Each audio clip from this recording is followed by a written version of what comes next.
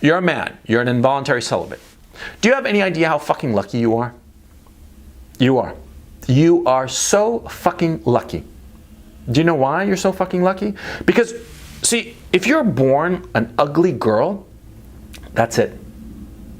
That's it. You know, all the plastic surgery in the world, it's just going to make you look like an ugly girl who's had a lot of plastic surgery, you know? You get all the expensive clothes and expensive makeup, and you're just going to look like an ugly girl who's got a lot of plastic surgery and a lot of expensive clothes and a lot of expensive makeup, but she's still fucking ugly. But a guy can change. A guy can be an involuntary celibate, be a fucking zero loser, and by will alone, he can rise up and become fully the man he wants to be. And that's the beauty of it. That's the great good luck that men have. This shitty ass existence that we currently have, all the fucking society that we have, it's a fucking matriarchy that's just fucking horrible to men. But we have this one advantage. We can change. We can decide that we're going to fix a situation and make of ourselves something better.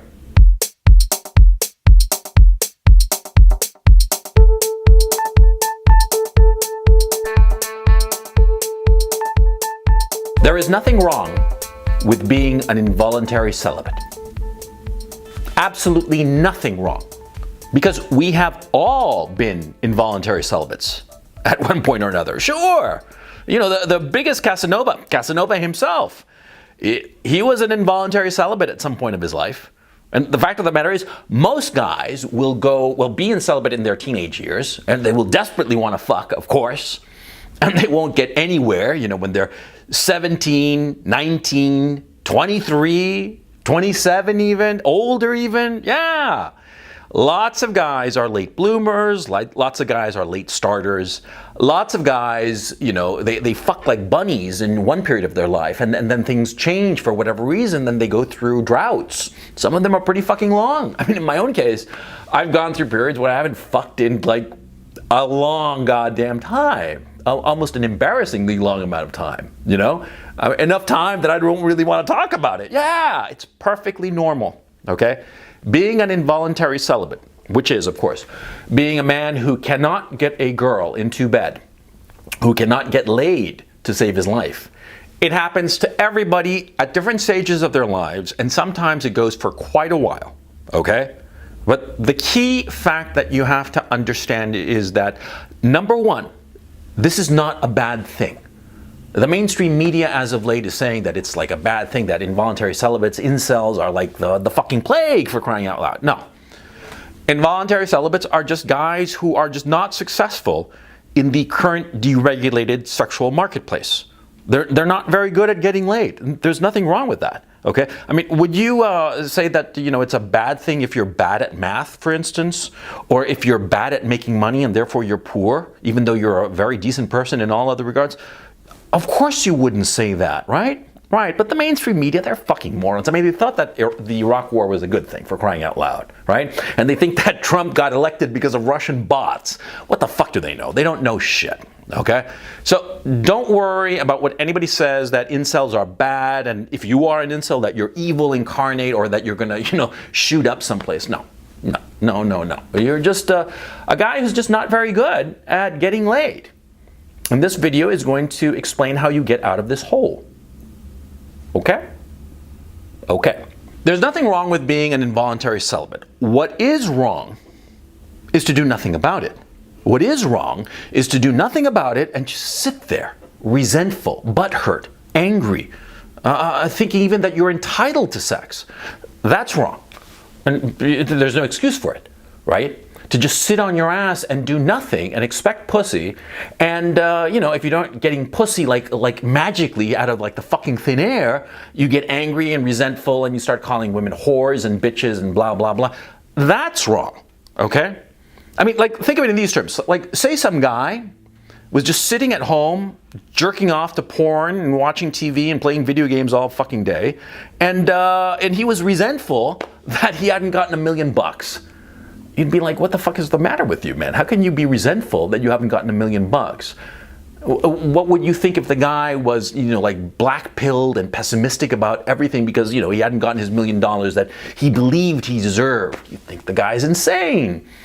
And what if the guy is like saying, I'm entitled to $1 million. The government should give it to me. You'd be like, fuck off, you fucking loser. Right? Of course you would, because you're a sensible human being. It's the same with pussy. See? Nobody's entitled to pussy. You got to go out and earn the $1 million. Yeah, same with pussy. You got to go out and earn the pussy, right? But the great thing, and I'm here to tell you because I've gotten pussy and I've gotten $1 million, it is easier, magnitudes easier, to get tons of pussy as opposed to getting $1 million. Because I know of both, of how it is to get both, okay? So I'm here to tell you, okay, first-hand information. Pussy is magnitudes easier. Okay? Just keep that in mind. Shit, man. How many people are out there? 7 billion people, right? That means that basically 3.5 billion men got lucky. If 3.5 billion men got lucky, then it's not that hard to get lucky now, is it? Huh? Right. Okay. Now, the long and short of it is the way to get pussy is you got to get good at game. Okay? It's not more complicated than that. Now, what is game? Game is basically the mechanics of sexual seduction in the current deregulated sexual marketplace. Now, I'm throwing a lot of terms at you, and let me unpack that. Okay, now, game, what do I mean? You see, in order to get a woman into bed, okay, there are a certain number of steps that you have to take. Think of it like math. Okay, or better, think of it like calculus. Yeah, calculus. Okay, now calculus, if you know anything, calculus can be very complicated, in fact, intimidating to a neophyte, right? You start learning calc and it's like, hard, and you get very nervous. But then you get into the swing of it and it becomes kind of almost easy and kind of enjoyable. And then all of a sudden, you got calculus and it's like this great tool you have in your back pocket. And you use calculus and you build rockets to the fucking moon or build a bridge over, San Francisco Bay or whatever the fuck, right? Yeah, that's basically it. Game is calculus. You got to learn game to get girls. Now, there are a whole bunch of game gurus, people who will teach you game. You can go online. There are tons of different people who are teaching it. Just as out in the real world, there are tons of calculus professors. Some are very, very good calculus professors. Some are kind of mediocre. Some are kind of idiosyncratic. Some of them sort of like fit your style better. But, the way they teach and explain something, you understand it better. You're more attuned to that particular professor. And by the flip side, some professors, they might know all the calculus in the world, but you don't have that feeling, that simpatico thing going on, and you're just like, no, that calculus professor is not right for me, but this other one, this John Smith fellow over here, or whomever, this guy I can learn calculus from. Same thing with game. Same thing with game. There are tons of game gurus because, see, the steps are all the same. But like I said, it's calculus. A problem that a lot of involuntary celibates have is that, see, they don't have a lot of the building blocks necessary to learn calculus, to learn game. On a socials level, they haven't mastered their numbers. They haven't mastered their addition and subtraction and multiplication and division. They haven't mastered, basic algebra insofar as social situations are concerned. Okay? And so that's the problem with a lot of guys who are involuntary celibates. See, because if you think of math, right, you start learning your numbers. And then you learn addition, subtraction, division, and then you go into algebra and the quadratic equation, and you learn logarithms or whatever, and you get into and trigonometry, of course, and you get into pre-calculus and then calculus, right? It's a series of steps, right? So a lot of involuntary celibates, they're all jumbled together, and everybody says that they're an involuntary celibate. But see, if you start looking at guys, and this might be your case, see, a lot of guys are at different levels. Because this is the thing, see, all involuntary celibates, what do they want to do? They want to get laid, right? Sure, they want to get laid, that's the end goal. Now imagine that you're on this ladder of math, and the end goal is to build a bridge. Okay? You want to build a bridge across this river. Now, if a guy barely knows his addition and subtraction, he's going to be a lot farther away from building that bridge, right? Of course, because you need a lot of math to get there. Whereas a guy might be in pre-calc. He just needs a couple of steps to master calculus, and boom, he's going to be able to build a bridge, right? Right. So you got to figure out where you are on the scale of involuntary celibates. Are you this guy who cannot master even the most simple social exchanges? Or are you like higher up on the ladder and just need a little bit, you're at pre-calc and you just need to do the calc. Maybe you are even learning game, i.e. calculus, and you're almost there. You just need a little push over the top, right? You see? Because see, no matter if you're at the bottom in terms of learning math or almost graduated from calculus, right? In all of these, in this entire ladder of math, you're not going to be able to build a bridge. You lack the skills. At the bottom of the totem pole, when you're learning your addition and subtraction, you're at the very bottom, you have the most to learn. When you're at pre-calc, you have the least amount to learn. You're the closest to the goal, but you still haven't reached the goal. So you got to figure out where you are on the totem pole, okay? And that's the important thing. And you got to figure out where you are on the ladder, not totem pole, that was my mistake, on the ladder of getting laid. You see what I'm saying? See? Because it's a process. It's a mechanistic process, which is the most important thing. And so therefore, if it is a mechanistic process, it means that anybody can master it. All the game gurus, they are all teaching the exact same thing. None of them is like Jesus or Confucius or Buddha teaching you something unique. They're not like unique philosophers like Immanuel Kant or Hegel or something like that. No. It's all the same. They are all teaching calculus. See? So what you have to do is very simple. You have to master everything from the bottom up to calculus, okay? My channel, this isn't about game, because you can find, like I said, tons of channels that teach game, and they teach, the minutia and everything, and like I said, it's calculus. Intimidating at first, but as you learn it, quite simple and quite natural, and after a while you get to enjoy it, okay? Because it is fun, okay? Seducing chicks is a lot of fun. Now, what do I mean by the deregulated sexual marketplace? Very simple. I did a video about it. See, after the advent of the birth control pill in 1963, what happened is that we entered a period of sexual free-for-all. Before the pill, there was the danger that a woman, if she had sex, she'd wind up pregnant and have a kid, right? And that was potentially very bad, because a woman with a kid, well, she's going to need somebody to take care of her, because a woman cannot raise a child on her own. She needs assistance. This is an evolutionary problem of human beings. That's why we have pair bonding.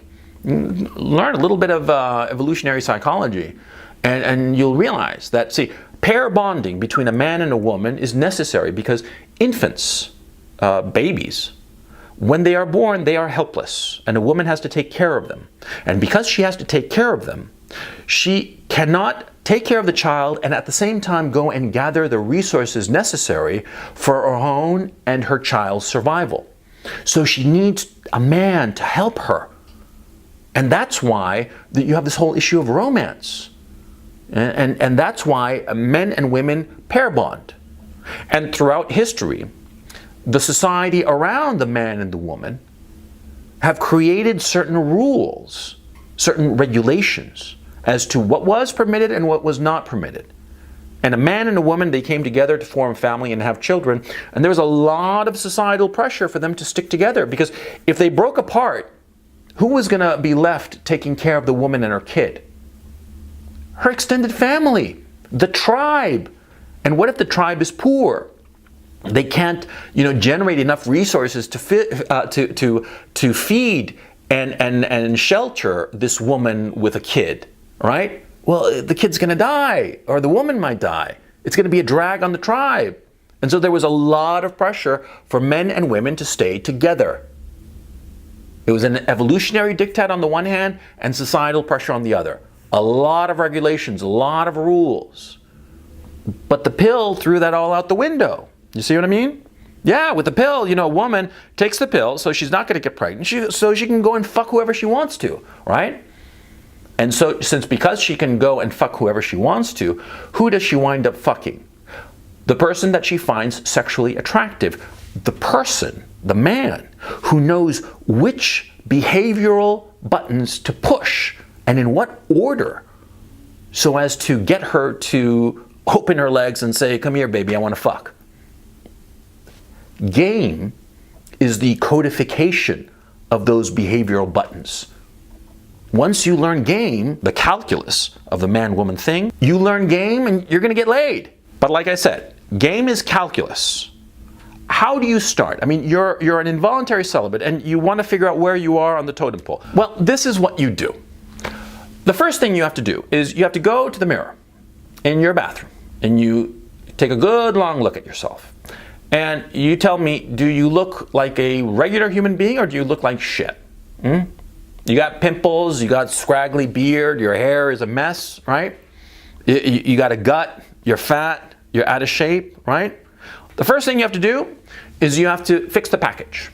That's the first step. This is the addition, subtraction, multiplication, and division of the process. You groom the outside of yourself. You're fat, you lose weight. This is easy. Your hair, your grooming, your face, everything from neck up. You go down to a hair salon, an expensive one. Don't chintz on this. And you spring the 100, 200, maybe even $300 for a really dynamite haircut. You want to look tidy. You want to look like a man. You shave. Your eyebrows, you clip them and tidy them up. You groom yourself. You take, I don't know, $500, maybe $1,000. You go down to a good men's store, okay? You don't half-ass it. Go to Brooks Brothers, something like that. And you go and you spring for some clothes, nice clothes. Clothes that will make you look good, not make you look like a clown. And again, you go to the service person there, the person at the Brooks Brothers store or whatever, and you tell him, I want to have a wardrobe that makes me look good. Not like a clown, not like somebody that sort of like is a little bit discombobulating to people. Somebody who looks good, who can go to a country club or wherever the fuck and will pass by, no problem. Not too formal, but not jeans, t-shirts kind of shit, right? And you do that. You fix the package, okay? Just by the fact of fixing the package, automatically you're going to feel more confident and in control of yourself. Now, confidence and being in control of your environment is extremely important when you get to game, when you get to calculus, okay? But in the initial phases, okay, when you're learning, like I said, addition, subtraction, division, multiplication, right? You fix your exterior package and automatically you're going to feel that sense of self-confidence, that you're in control of your environment. Because when you're well-dressed, well-groomed, with a nice haircut, clean shave, you're going to feel better. And that will naturally come out. So that's the first step. The outside package. Fix the outside package, number one. Number two, your living situation and your profession, right? Let's start with the living situation. You're living with your parents, leave your parents, leave your mom. Just go out in the world and get your own place. Be independent, okay? You get your own place, your own apartment, no matter how modest. I mean, shit, even if it's just a single room in a shared apartment, fine, but it's your place and you don't have your parents around, okay? A lot of guys who are involuntary celibates, I've noticed, they are sort of like beholden to their parents and their parents own them. And there's a lot of psychodrama going on and all kinds of shit that fucks with involuntary celibates' heads. Living with your parents, a lot of times in these relationships, they're fucking toxic. I hate to use that word because it's such a lefty SJW word, but it's true. It fucks with the guy's head. Whereas if he's independent, on his own place, in control of his own environment, it adds immeasurably to your sense of self-worth, your sense of dignity. So that's the first thing. Find your own place. Now, insofar as your job, your professional life, okay, you got some shitty ass job or whatever the fuck to pay the bills. Okay, fine. That's perfectly fine because, you got to pay the bills, right? But what you want to be doing is looking at your profession consciously and saying to yourself, where do I want to go? Where do I want to be in 2 years, in 5 years, insofar as my profession or my job? Picture yourself at that age. You're 2 years older, you're 5 years older. Ignore everything else, the woman thing, your friends, whatever the fuck. Just focus on your job and picture yourself as where you want to be in 2 years or 5 years or 10 years. And that becomes your North Star insofar as your profession is concerned. That's what you want to aim for. And you start fixing your job, changing your position in your company or whatever you're doing in order to reach that North Star, that goal that you have set for yourself in 2 years, 5 years, 10 years.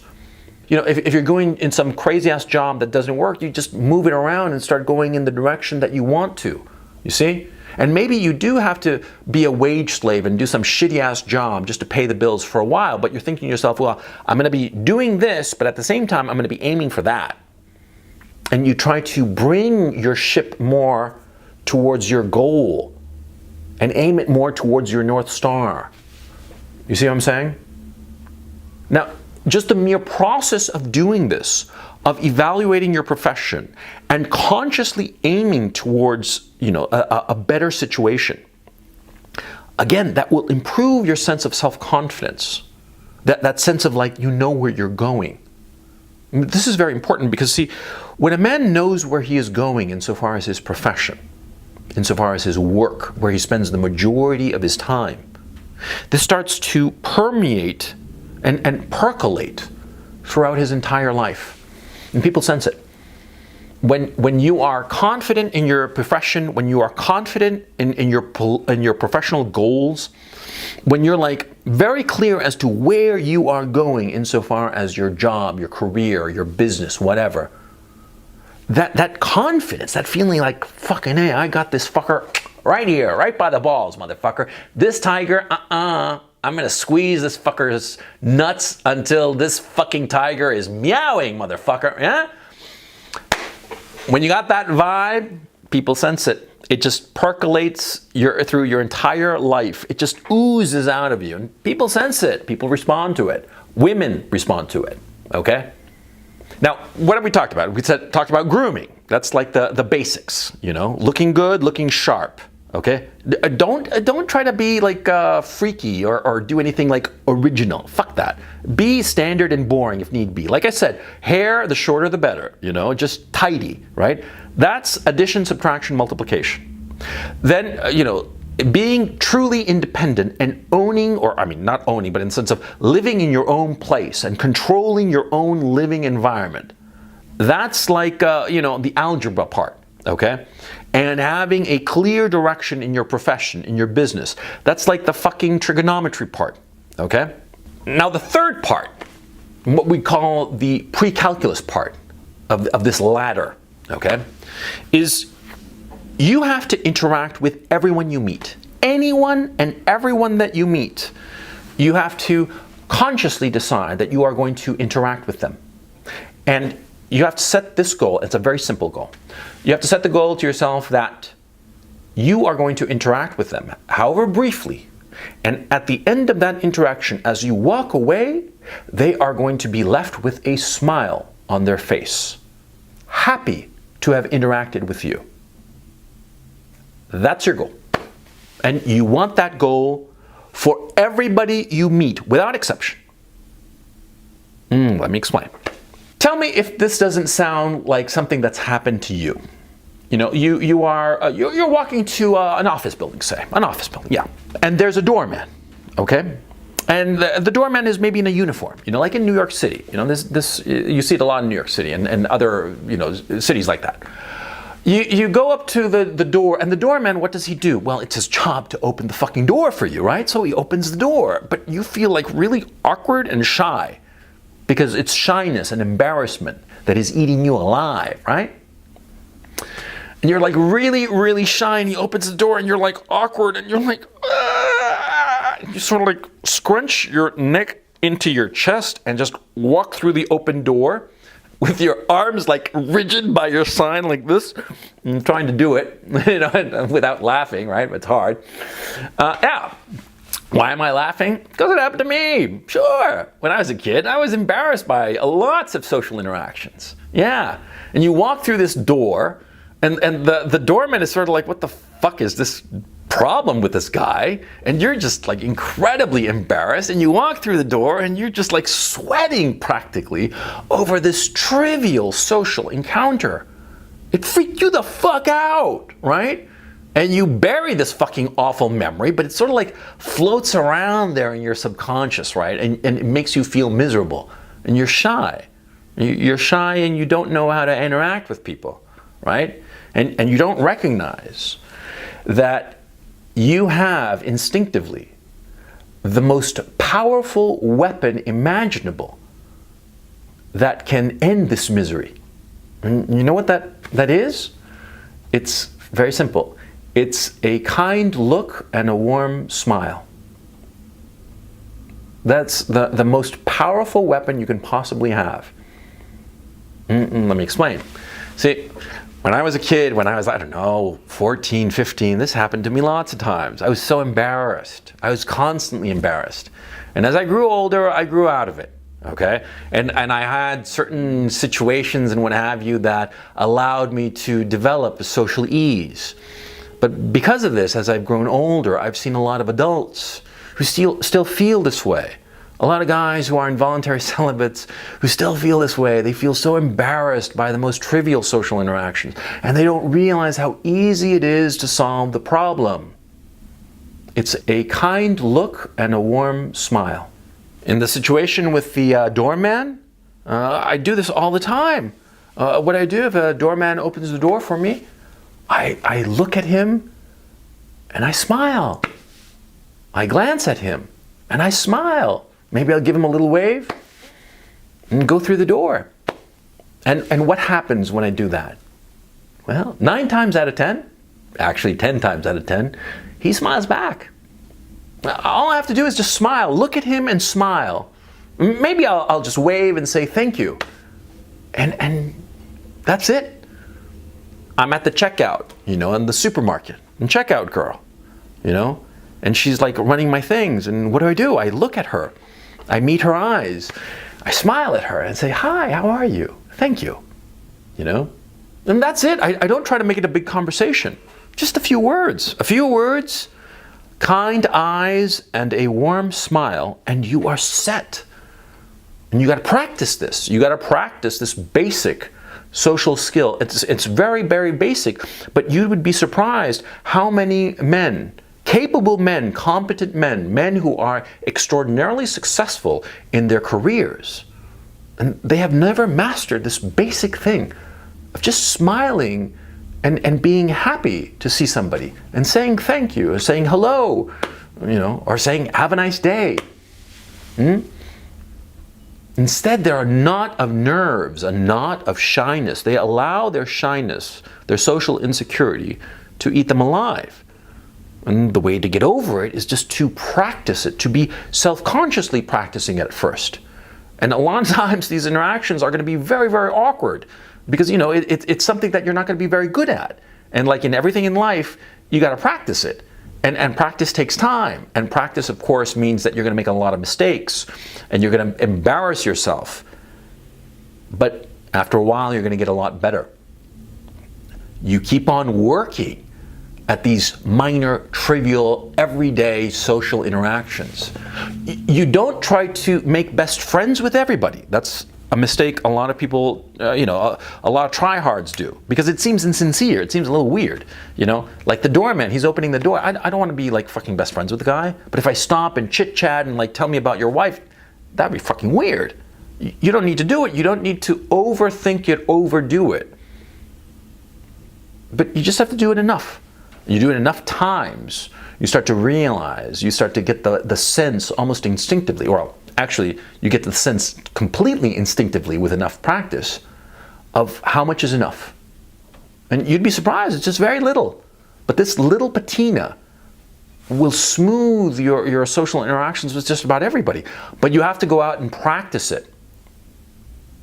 Just like you have to go out to a good hair salon and get a nice haircut, just as you have to go to a good men's store and get some nice clothes, just as you have to Go out, live on your own, in your own environment that you control, just as you have to set a North Star for your profession.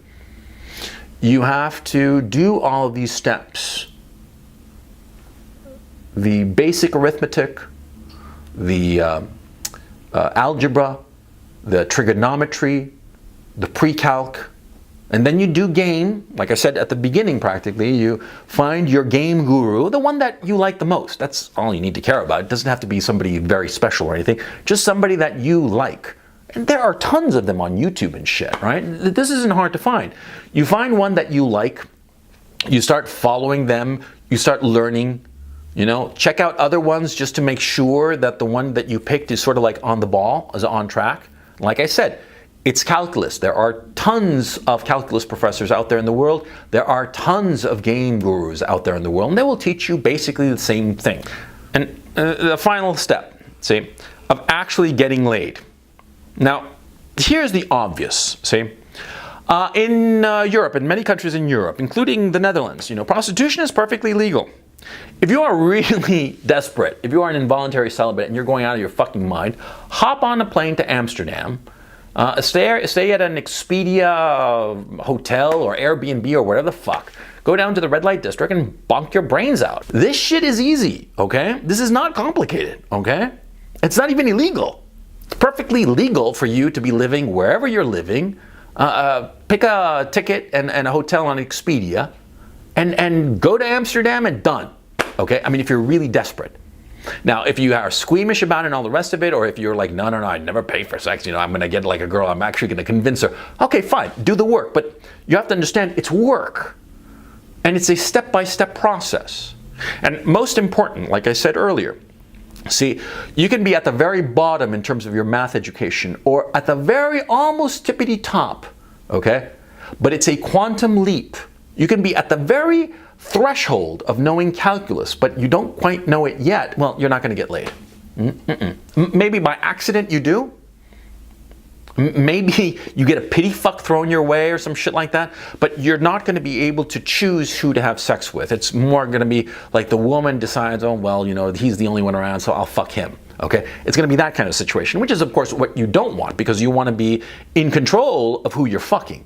You don't want to be just banging the dregs, whatever fortune throws your way, right? Fuck no. You want to be picking the hot women. You want to be picking the woman. Not be resigned to being, the last one picked at dodgeball. You know what I'm saying? No, you don't want that. You want to be the one picking, right? Yeah, so you got to learn this shit.